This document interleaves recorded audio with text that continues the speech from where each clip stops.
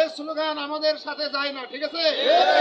এবং আমরা কেউ আগে ভাগে যাওয়ার চিন্তা করি না, সুশৃঙ্খল ভাবে সুন্দর ভাবে আমরা যাবো ইনশাআল্লাহ। এখন সংক্ষিপ্ত কথা বলছেন আমাদের সম্মানিত থানা আমির জনাব রিয়াজউদ্দিন মাস্টার। আউযু বিল্লাহি মিনাশ শাইতানির রাজিম। নাহমাদু সাল্লি আলা রাসূলিল কারীম, আম্মা বাদ। উপস্থিত সম্মানিত দিনী ভাইয়েরা, আপনারা জানেন যে বাংলাদেশ জামাত ইসলাম 19 তারিখে জাতীয় সমাবেশের আয়োজন করেছে।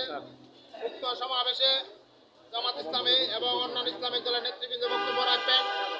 আমরা এই বাংলাদেশকে এক ইসলামিক রাষ্ট্র হিসেবে ঘোষণা করতে চাই। এই বাংলাদেশকে একটি আধুনিক ইসলামিক রাষ্ট্র হিসেবে দেখতে চাই। বাংলাদেশের মানুষ যাতে সুখে শান্তিতে থাকতে পারে। আমরা বিগত দিনগুলিতে বিভিন্ন দলের শাসন দেখেছি।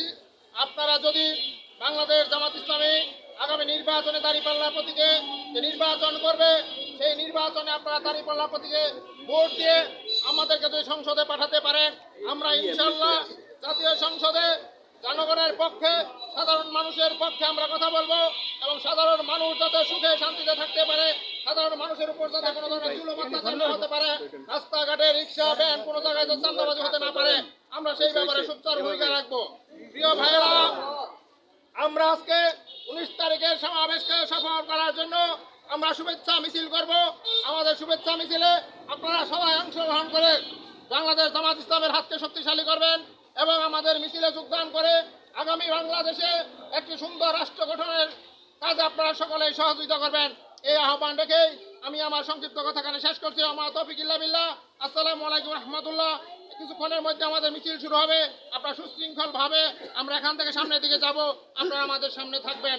আমাদের মিছিল অন্যান্য দলের মতো নয়, আমাদের মিছিল হলো সুশৃঙ্খল মিছিল। আমরা সুশৃঙ্খল নেতৃবৃন্দের সামনে থাকবেন, আপনারা পিছনে থাকবেন। আমরা ইনশাল্লাহ মিছিল শেষ করে আমরা আমাদের সংক্ষিপ্ত সমাবেশের মাধ্যমে শেষ করব। সবাইকে ধন্যবাদ। আসসালামু আলাইকুম রহমতুল্লাহ।